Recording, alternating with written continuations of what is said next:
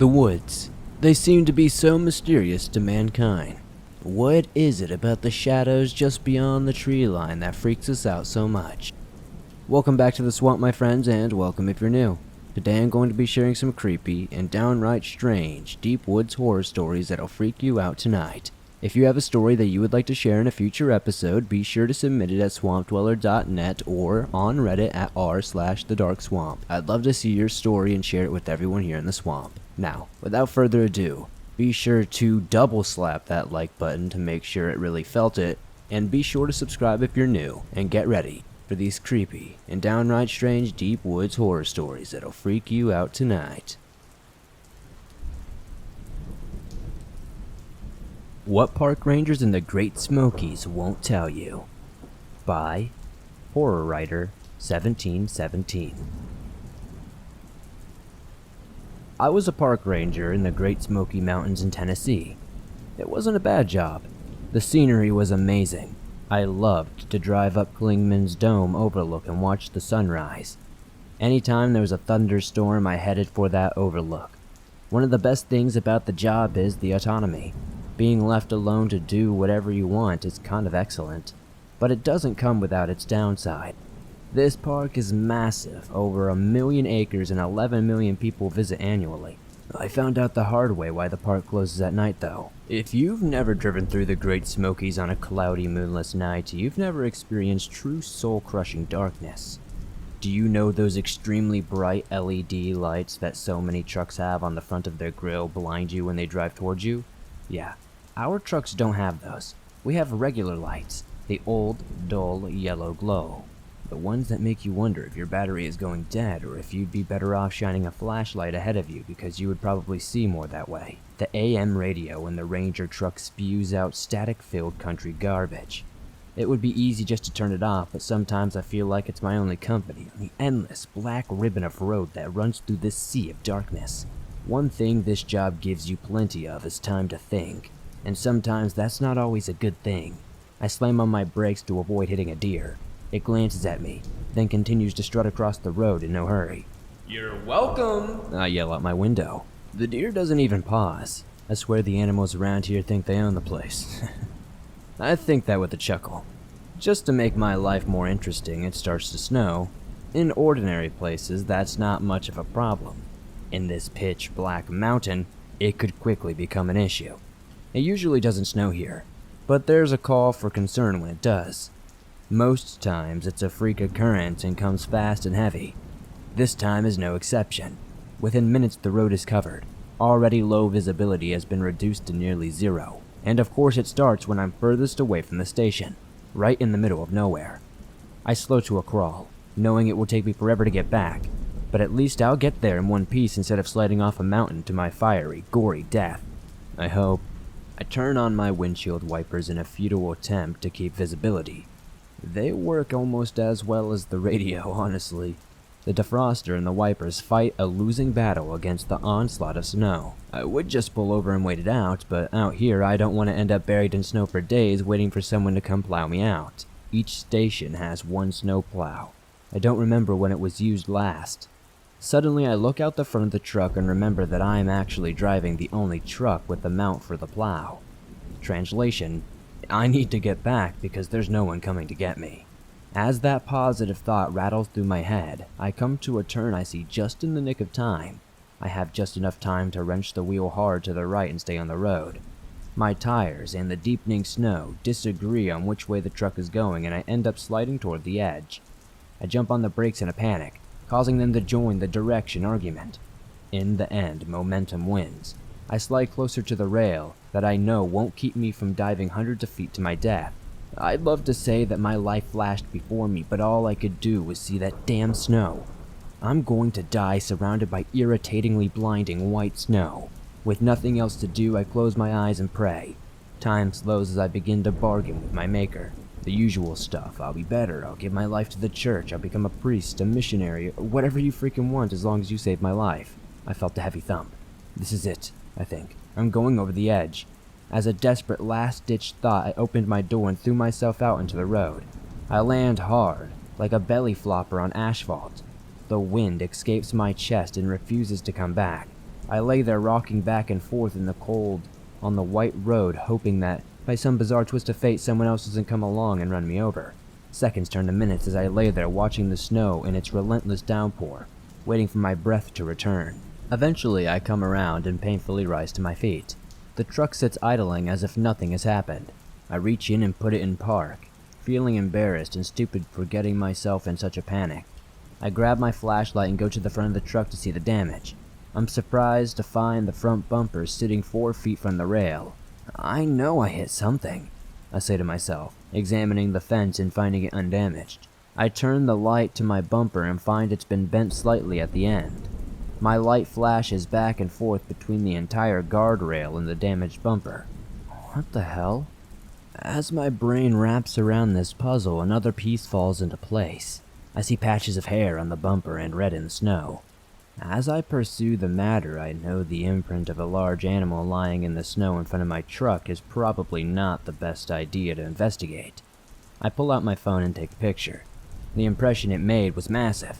This thing is at least as tall as the car is vast, even more significant. Great, I hit a bear, I say sarcastically. I sigh as I see the trail of red heading off into the trees beside the road. Guess I should go check on it. I return to my truck, grab my coat and the keys, then head after my quarry. The red is becoming difficult to track through the deepening snow. The tracks themselves seem odd. They're too close together. It's almost like as if this bear is walking on its hind legs. But why would it do that?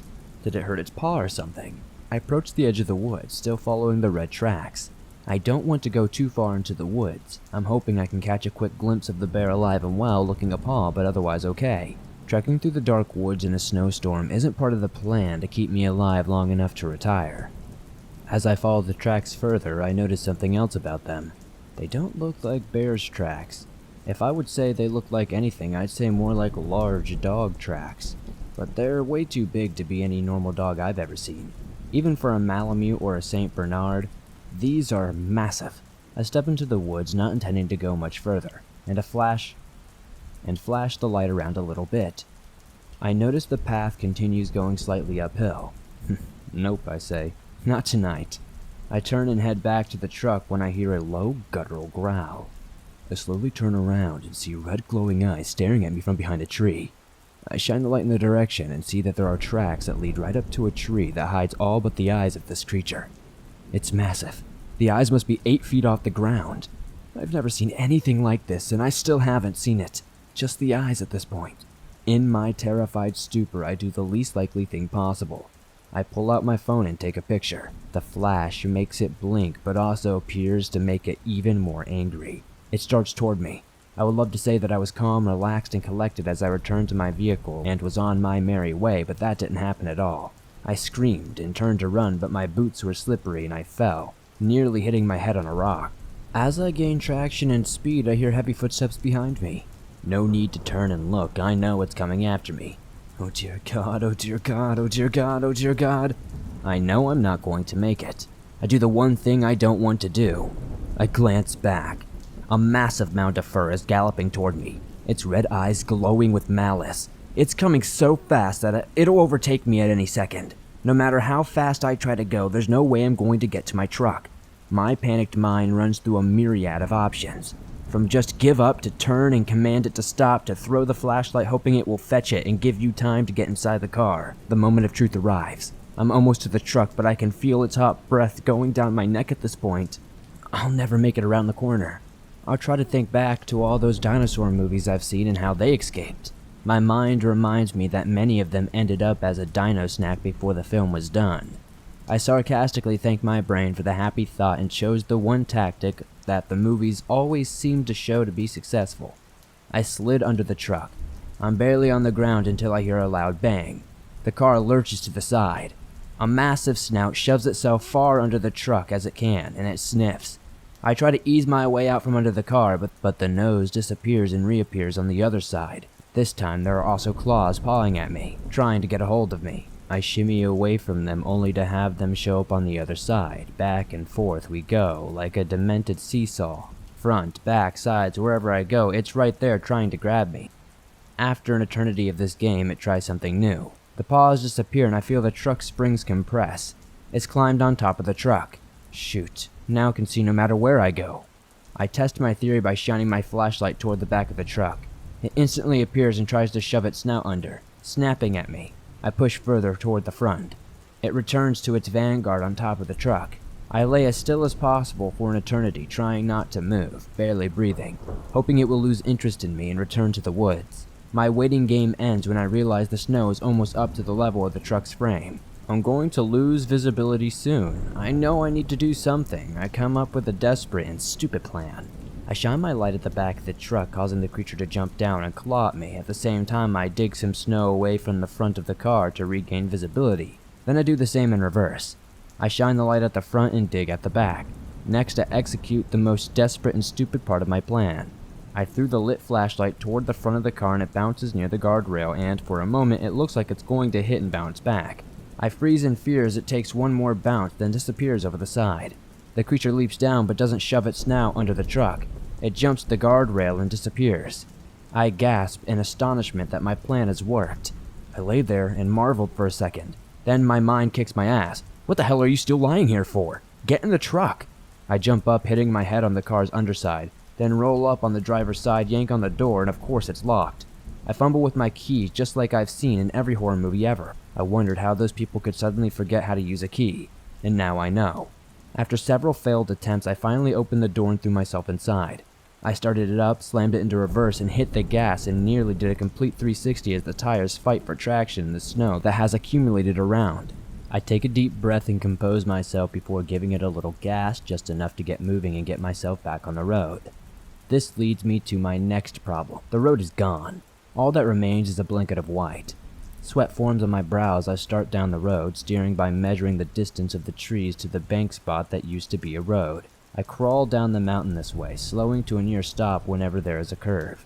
Unfortunately, it's the Smoky Mountains, so it's all curves. An hour later, I'm no closer to the station. However, a minor miracle happens. The snow stops. I'm so ecstatic I'm nearly jumping in my seat. I might even make it home alive. I glanced in my rear view mirror and those hopes are dashed instantly. In the distance, I see glowing red eyes, and they are getting closer. My veins turn to ice as I press down on the accelerator. After sliding through a turn, barely remaining in control of the vehicle, I realize I can't outrun it. I slow, but only a little bit. On the few straight spots in the road, I speed up but then slow down when I get to a curve. Consecutive stretches are the only time I can afford a glance in the mirror. Each time I do, the eyes are still there and they are a bit closer. I inch closer to the station, clinging to the desperate hope that I can make it there before this thing catches and devours me. I look at my odometer and realize I'm only 5 miles from the station. It might as well be 1,000,000. I sigh as I look back and see the eyes have become considerably more significant. There's a sharp turn coming up. I know I have to slow down for it. I know that things will catch up when I do. I also know there's a steep drop-off at this turn. I'm stuck. No matter what I do, it's going to end badly. I do what has to be done. I slow down enough to keep from sliding off the edge. When I straighten out, I glance back and the eyes are gone. Could it have slipped off the edge? My hopes rise and then suddenly plummet as I see the red eyes beside me. The monster is running beside the truck. It slams into the door, making a considerable dent. It hits again and shatters the window. Its snout dives in and snaps at me. As the snarling, snapping jaws of death inch closer, I duck into the passenger seat. I do the only thing I can think of. I slam on the brakes. The unprepared monster goes flying forward as I slide to a stop. It shakes itself and stands, growling at me and baring its teeth. I jump on the gas pedal to get as much speed as possible to run it over. The truck leaps in the air as the tires pass over the massive monster. I don't slow down until I have to. After I make it through the curve, I look back and don't see the glowing eyes.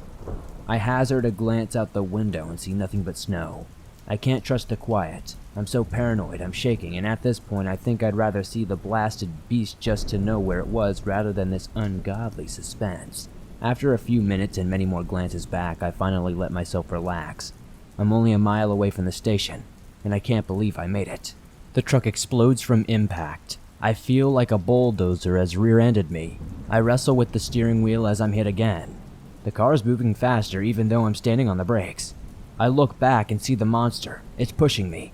I look forward and see the guardrail crumple underneath my front bumper. The truck slides over the edge. It's not the steepest ravine in the park, but it doesn't need to be. The car falls end over end, then starts turning and rolling. It all happened so quickly, I never took the time to fasten my seatbelt. I'm thrown around like a rag doll. By some miracle, I stayed inside the truck. I don't know how long I was unconscious, but I woke to heavy footsteps and snarling. I'm lying sideways under what's left of the back seat. The truck is on its roof, and I'm lying in a puddle of glass and blood. The monster sticks its snout through the shattered window and leers at me with its glowing red eyes. I try to crawl away, but my leg is bent at an unnatural angle, probably broken. Pain shoots through me as I try to use my arm to push out. Ultimately, I realize there's no escape. No fight left in me. I lay there and waited for the inevitable. It sniffs at me and drool drips from its mouth as its putrid breath assaults me. This is it. I close my eyes and wait. Nothing happens. I open my eyes and it's gone. I painfully turn to see if it's playing some game, but I can't find it. "What the hell happened to you?" says one of my fellow rangers as he sticks his face into the window. "How?" is all I can manage. "Looks like you're about to be the luckiest son of a bitch I've ever seen," he says. "You must have rolled off the road up there and landed on this road down here. A few more feet and you would have been headed for another tumble." I lay there waiting for something else to happen. This is a dream, I think. I'm dreaming of being rescued while the monster chews me into pieces. "Let's get you to a hospital," the ranger says. I wake up in a hospital bed. My right arm and left arm are each in a cast. It hurts to breathe. I'm pretty sure there are some broken ribs. The door opens, and another ranger steps inside. "I see they got you all fixed up," he chuckles. "What happened to you out there? Did you fall asleep at the wheel?" I think about what I should tell him. I wonder how much he would believe, and then I remember. "Phone," I rasp. He reaches into the pocket and pulls out his phone. I shake head painfully. "No, my phone." He searches through my bag with all my clothes and pulls out my phone with several cracks on the screen. "Pictures," I rasp. He opens the screen and navigates to the pictures. He looks at the last one and says, "Well, ain't that something?" he says. I'm so glad he sees it. I can tell my story and have proof of everything I see. He turns the phone towards me. All I see in the picture is white. The flash was on. The snow wiped out the monster's image. He scrolls back to the other view of the creature's imprint, but the flash in the snow also washes it out. I'm devastated. I know what I saw and I know it's real. Isn't it? I turn away. "I'll let you go so you can rest up," he says, then walks out the door. I'm not crazy, I saw it. A month later, I'm feeling a lot better. My arm and leg and ribs are all on the mend. I filled out my accident report. I didn't mention anything about a creature. My slipping caused a crash of the snowy road, and that's how I left it. I wish I could say that I've improved mentally, that I have had less nightmares, that I don't look out the window every night and see glowing red eyes staring back at me from the woods. But I can't say that, because it would be a lie. I know it's going to hunt me down one day. I know it's waiting for me.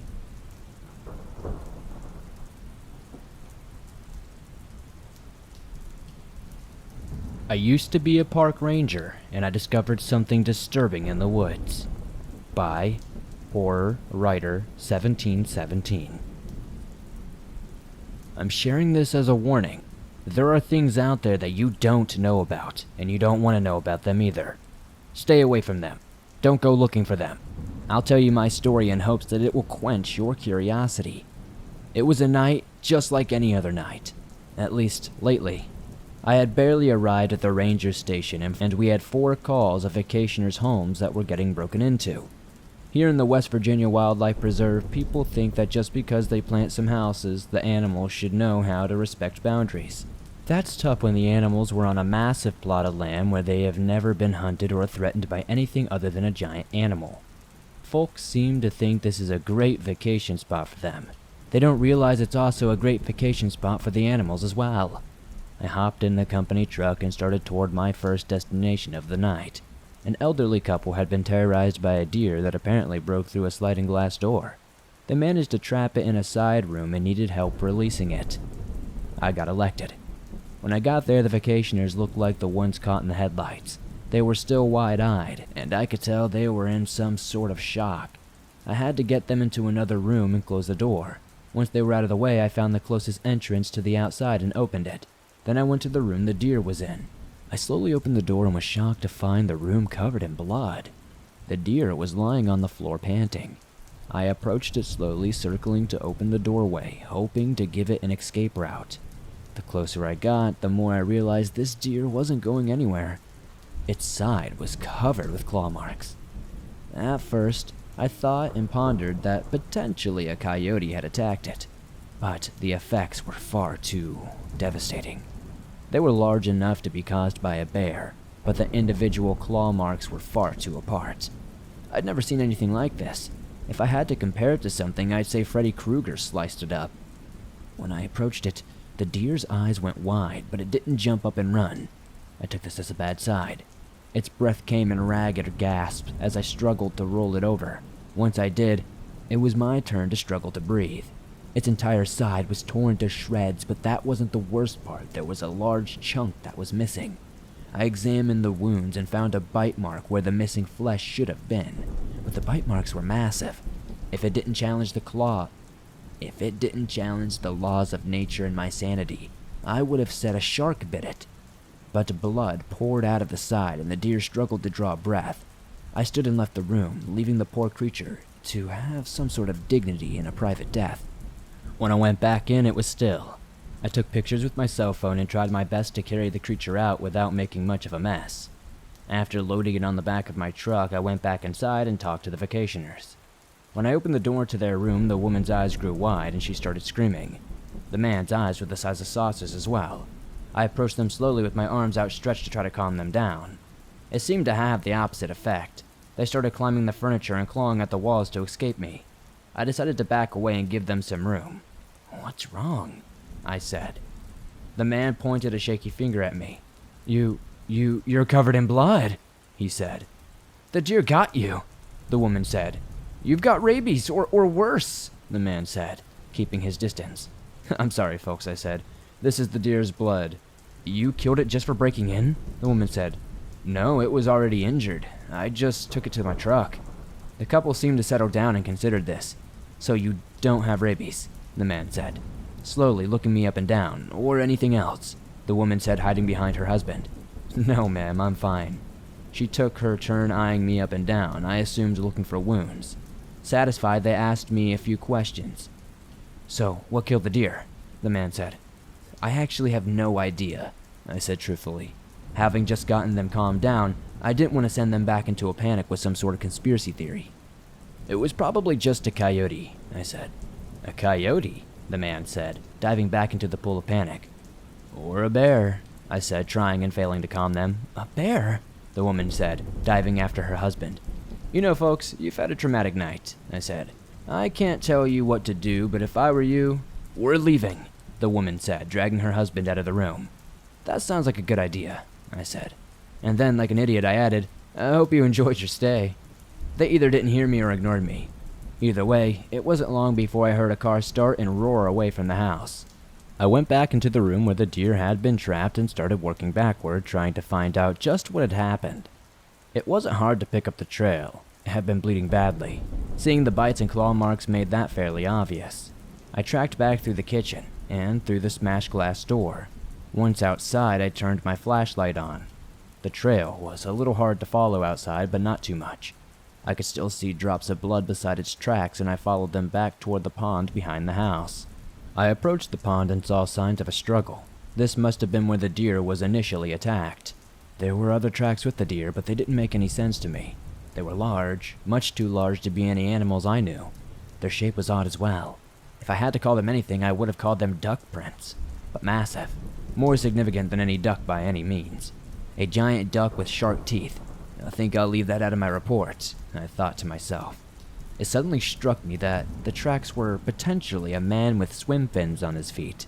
But why? Why go through all that trouble to poach a deer when you can just knock it out with a tranquilizer gun? My mind sent me an answer, but I didn't like it. What if the man is a psychopath, just getting his kicks off by killing animals with his bare hands?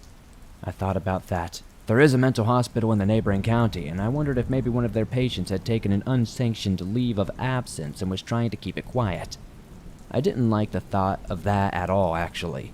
Aside from the fact that it didn't really explain the huge bites on the deer, it also meant we had someone who might suddenly get a taste for killing humans. Doing this to animals was horrible, but what if he decided to do something bigger? I looked at the house, wondering how many vacations were within a short walk from this spot and how many were harmed. As I contemplated the safety of the people in the area, I heard something behind me. I whipped around and shone my light but saw nothing. I scanned the pond and saw a few ripples emanating from the middle. Probably just a fish jumping. I took some more pictures of the struggle area on my phone and then started toward my truck. I had more calls to answer, and this riddle would have to wait for now. I drove away and went around the lake, around 3 miles away, to the other vacation home where a break-in had been reported. When the woman in her 30s answered the door, she stepped back. Oh my, she said, looking at the dried blood all over my uniform. Good evening, ma'am. Sorry about my appearance, I said. Did you report a break-in? Yes, we did. Please come in, she said in a friendly tone, yet gave me a wide berth while closing the door. She led me upstairs to the kitchen. For some reason, I was expecting to find blood all over, like the last house. However, this was a completely different mess. She showed me the door. It had been forced open, but not shattered like the last one. There was also only a tiny amount of glass broken. Then the door latch was unlocked, and the door slid open. There were 3 faint images of giant duck tracks, just like the last house. My spine turned to ice. This house was over 3 miles away from the other. Many more people in that space might have fallen victim to this crazed person or whatever. The woman showed me the rest of the kitchen, and the mess that was left. A few cans of sardines and some cans of tuna fish had been opened and eaten. The strange thing was how they were opened. The cans had been torn into with something sharp, but not a can opener. The marks looked like they were torn open with claws. I shuddered to imagine the amount of strength it took to do something like that. And then I spotted it. Beside one of the cans was a small puddle of blood. Ma'am, could I trouble you for a sandwich bag? I said. She handed me one, and I carefully tried to scrape as much blood into it as possible. I sealed it, put it in my pocket, and then went to the broken door. Behind the house, just like most of these vacation houses, there was a pond. I traced the tracks to it, and they disappeared at the water line. I shone my light over the water, but the only thing I saw was a stray turtle. I stared at it for a long time, as though it would give me a clue about what was happening. What should we do? The woman said, nearly scaring me half to death. I hadn't heard her follow me out the door and into the yard. I'll send someone around to look at the door in the morning, I said. In the meantime, it might not be a bad idea to sleep in a room with a door locked. I'm sure they won't be back, but just in case. She didn't seem very comforted by that idea, but thanked me as I left. The following 2 reports were just teenagers breaking in and stealing beer. That was it. No bloody wildlife, no weird tracks, just kids being kids. I returned to the station, changed out of my bloody uniform, and spent the rest of the night filling out reports on what happened. When my shift was over, I passed on what had happened. I took a little trip to the neighboring county. I stopped at the mental hospital and asked if they had any recent escapes. The nurse looked at me and I asked her if she was wearing deodorant. We don't have escapes, she said with evident pride that showed some arrogance. I then turned left feeling less than satisfied with her answer. Next, I stopped at the local police department and asked one of my friends on the force if they could analyze the blood sample for me. I thought there might be an escaped resident from the mental hospital, and the blood sample might help us find out who it was and track them down. It was well past noon until I got to bed. The night when I got to work, it was pandemonium. There had been more break-ins and people were panicking. The owner of the resort was frantic. People were canceling left and right and wanting their money back. He stormed his pudgy face right up to mine when I walked in. You told people to go home? He fumed, glaring up at me. I merely suggested, do you want to pay their rental out of your salary? I work for the state, not you, I said. He turned a deeper shade of red. Would you rather see people in body bags instead of animals? I said. That wouldn't do much for business now, would it? He turned the fire engine red and stormed out mumbling. We'll see. I investigated 5 break-ins that night. Only 2 of them were legit. The rest seemed like half-hearted attempts to stage a break-in so they could get out of paying for their rental. The 2 real ones shared the same characteristics as before. Just enough of a broken window to open the door. The cans of whatever seafood was available. They even got shrimp out of the freezer. Everything about the way the intruder acted pointed to a person. All I needed to know was who it was. Again, I followed the tracks back to the nearby pond. I stood for a long time studying the surface of the water. I knew these ponds were all designed the same. A roughly 40-yard body of water, around 5 feet deep in the middle, stocked with mostly bluegill for catch and release fishing. Anyone using these ponds to hide would have to be holding their breath for inhuman periods. I stared at the surface for 20 minutes. If someone was out there, they had an invisible snorkel or an extra set of lungs. After my rounds of investigating and reporting, I decided to stick around to do a little bit of extra investigating. I ran home, grabbed my swim trunks, mask, and snorkel, and went to the site of the most recent break-in. I waded into the water, unsure of what I would find. When a snake slithered past me, I let it go and waded deep enough to where I could swim. I hovered at the surface level, dipping my mask under the water to get a glimpse of whatever there was to see. There wasn't much: fish, underwater plants, and a lot of water. Just what you would expect from a pond. As I kept going towards the middle, the water was getting deeper. I now couldn't touch the bottom. I had to float to the surface. Looming in front of me was a dark spot at the bottom of the pond. I took it for a rock, but swam close enough to investigate anyway. In for a penny, in for a pound. As I drew closer enough to hover over it, I realized it wasn't a rock. I took a deep breath and dove down to find out what it was. The further I swam down, the different I could swim down. I kept going and going. Light disappeared. I was sure I had been swimming straight down for a solid minute without touching the bottom. I turned and looked up. The surface of the pond was only a pinprick of light. My lungs screamed at me to turn around. I had no choice but to comply. I clawed at the water in desperation. It seemed like I was swimming in mud, or something was pulling me down, almost like a force of current pushing against me, wanting me to go down before I could finally explore this hidden secret. After an eternity, I broke the surface of the water and gasped for air. I swam over to the shallows and walked out of the pond. I collapsed on the shore and lay there for a long time, trying to regain my breath. As my brain received oxygen, I thought about what had happened. Maybe it had been some sort of illusion, or maybe I had just gotten turned around and somehow stuck at the bottom. I had to find out. I wasted no time driving 2 countries over and renting some dive equipment and light. So, armed and ready, I returned to the pond and walked over to the middle again. This time, when I dove toward the dark spot, I could see exactly what it was. I used the flashlight and examined the darkness. As I swam more profoundly, the sides closed in on me as if it were going down into like a fish's gullet. I had never been claustrophobic before, but that was rapidly changing. I barely had any room to maneuver as the sides closed in. I contemplated turning around, but there was no room. I could feel myself start to panic. I had to focus on keeping my breaths regular. I was very close to a panic attack when suddenly the tunnel opened up again. The sides grew further apart. I checked my watch and I had been only here for about 15 minutes. The sides of the tunnel had spread out so far they were barely visible. I could see the light ahead of me. I swam toward it, desperate to get out of this water. I broke through the surface. Looking around, I was in the pond. Somehow I had gotten turned around and was back in the pond. I swam to the side until I could stand and walked out onto the shore. Looking around, I made a startling discovery. I was in a pond all right, but it wasn't the same pond. It was a different pond from one of the break-ins. Somehow there was a hidden tunnel between the 2 ponds. That's how the robber never gets caught. He swims to the next pond, slick as snot, no fuss, no muss. I now knew the how, but I still needed to learn more. As tempting as it was to swim back through that tunnel, I was still a little shaken and didn't want to risk any sort of underwater panic attack. I walked back to my truck, took off my diving equipment, and drove back to the dive shop. I asked about frequent customers, especially for refilling air tanks.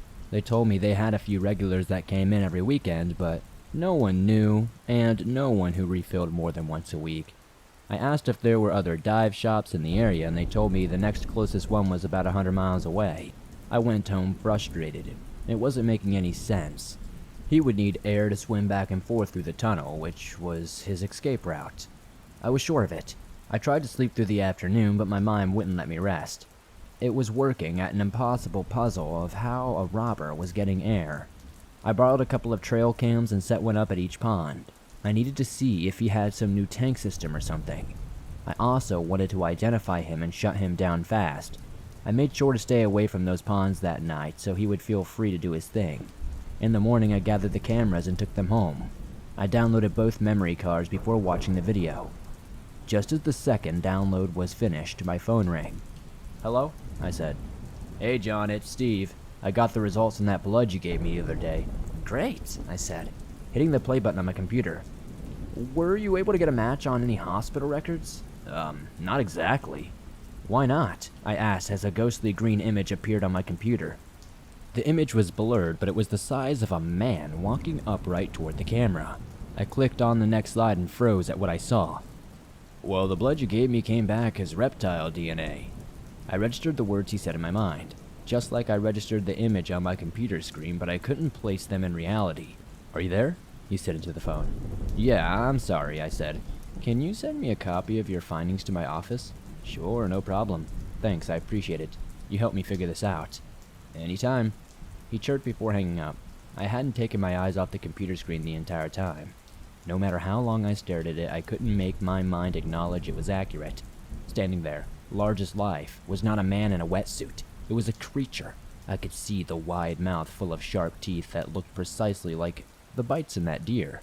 I could see the webbed feet that looked like swim fins, and they had claws sticking out from the front where the toes would be.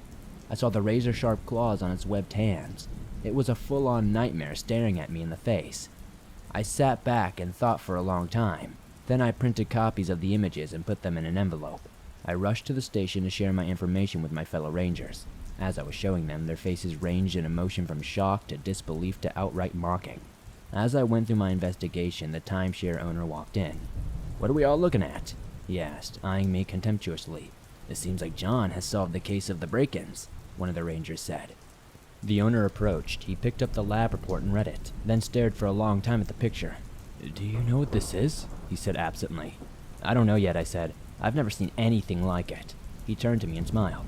This is money, he said, holding up a picture. What do you mean? I said. Those idiots that go around hunting, what do they call them? Cryptids. Yeah, cryptids. They'll pay through the nose if they think they can find something like this. And then there's the TV shows and merchandising, he said. You have saved my financial hide. He beamed at me. I don't think you understand, I said. This is a dangerous animal. If you had seen what it did to that deer... So what do you want to do? Hunt it down and kill it? Maybe. Not kill it, tranquilize it, and take it to a secure location where it can't hurt anyone. You dumb son of a bitch, he yelled. I could make a mint. I wouldn't even have to repair those houses. They would all rush in to investigate and leave piles of cash in my bank account. But what about the people? Who cares about the people? He said.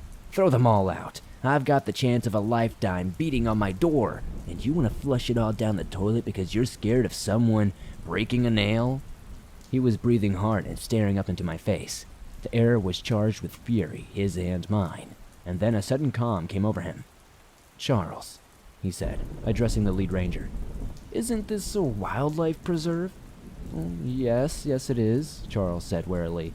And aren't the wildlife on this preserve protected from all tampering by law? Well, I guess so, Charles said. What if those animals present a threat? I said to Charles. How many deer were killed by coyotes on this preserve last year? The owner said. Dozens, Charles replied. Were the coyotes removed from the preserve? No, Charles said. The owner turned and shot me a triumphant look. John, Charles said, I know you have everyone's best interest in mind, but you're gonna have to let this go. I glared at him. And what happens when this thing decides it likes to eat humans all of a sudden? All the eyes in the room on me suddenly found somewhere else to look. All but the owner. He was smiling ear to ear like a chubby little freak he was. It honestly looked like he was about to break into some sort of happy dance. I searched the room for any support but found none. I pulled the badge off my shirt, quietly laid it on the desk, and left. If that were the end of my story, I would say I had failed. I took my pension and rented one of the houses on the preserve. The owner had leaked through social media that a cryptid had been spotted on the preserve.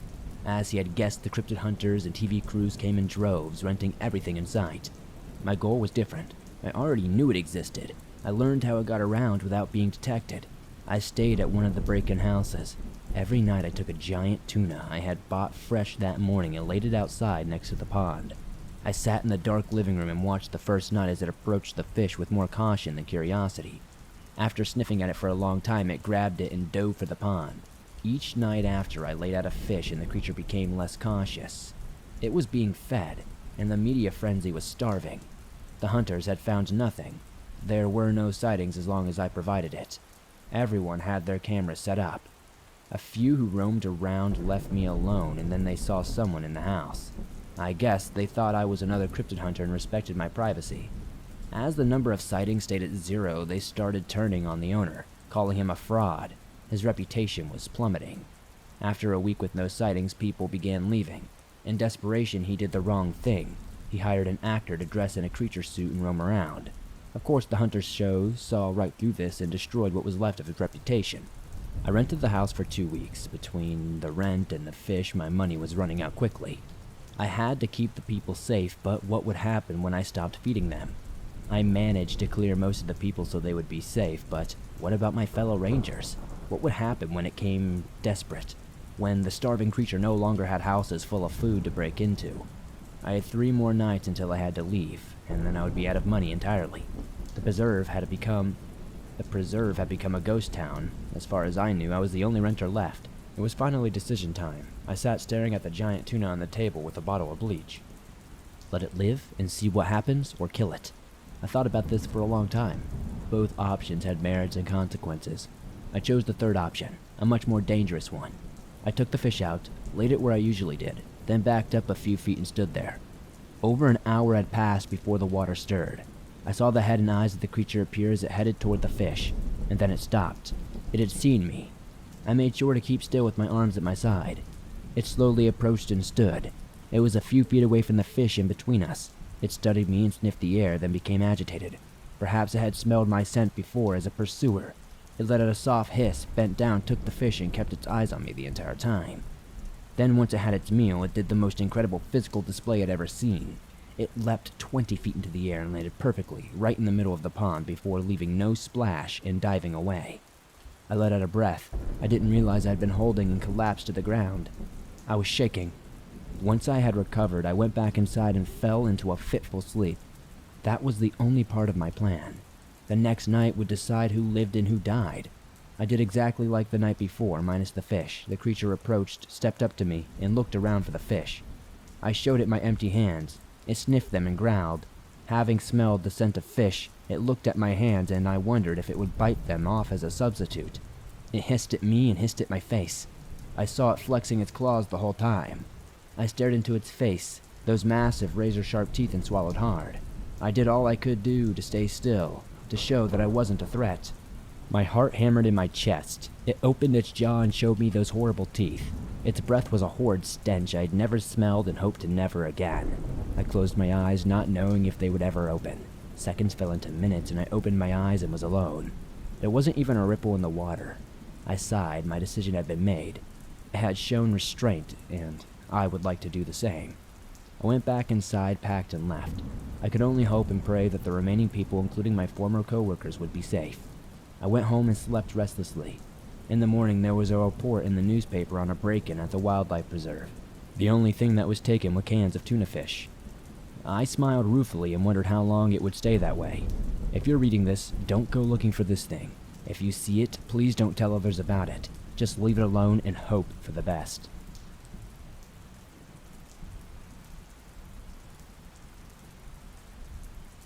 Thanks for listening to these creepy, deep woods horror stories.